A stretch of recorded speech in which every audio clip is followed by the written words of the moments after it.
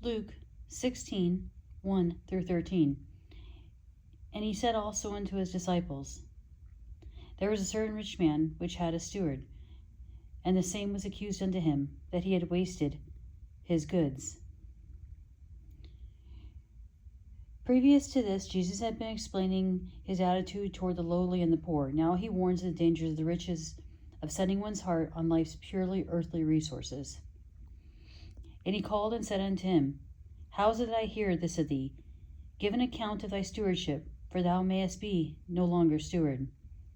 Then the steward said within himself, What shall I do? For my Lord taketh away from me the stewardship. I cannot dig to beg. I am ashamed. I am resolved what to do, that when I am put out of the stewardship, they may receive me into their houses. I am resolved expresses a thought I have just realized.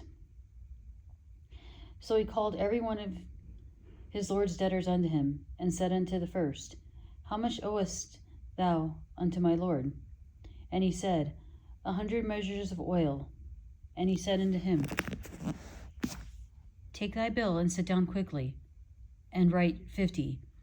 Then said he to another, And how much owest thou? And he said, 100 measures of wheat. And he said unto him, Take thy bill, and write 80. And the Lord commended the unjust steward, because he had done wisely for the children of this world. For the children of this world are in their generation wiser than the children of light.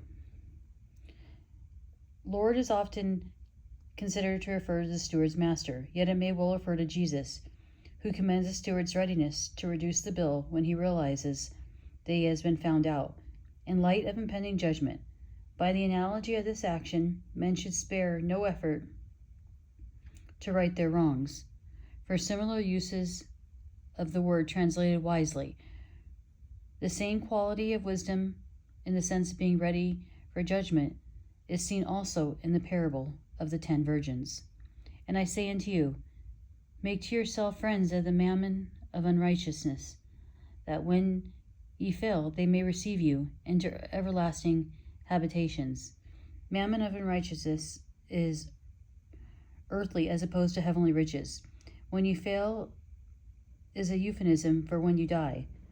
But another interpretation would be when day comes that well fails. This verse is not teaching salvation by works, but it does stress that true discipleship also involves financial commitment. They refers to heaven's angels and is a way of indirectly referring to God. He that is faithful in that which is least is faithful also in much, and he that is unjust in the least is unjust also in much. If therefore ye have not been faithful in the unrighteous mammon, who will commit to your trust in true riches? And if ye had not been faithful in that which is another man's, who shall give you that which is your own? Another man's means literally another's. It may well refer to God. Everything that comes into a disciple's possession is actually God's. In context, that which is your own means the heavenly riches that will accrue to the accounts of disciples who live so as to become rich toward God. No servant can serve 2 masters, for either he will hate the one and love the other, or else he will hold to that one and despise the other. Ye cannot serve God and mammon.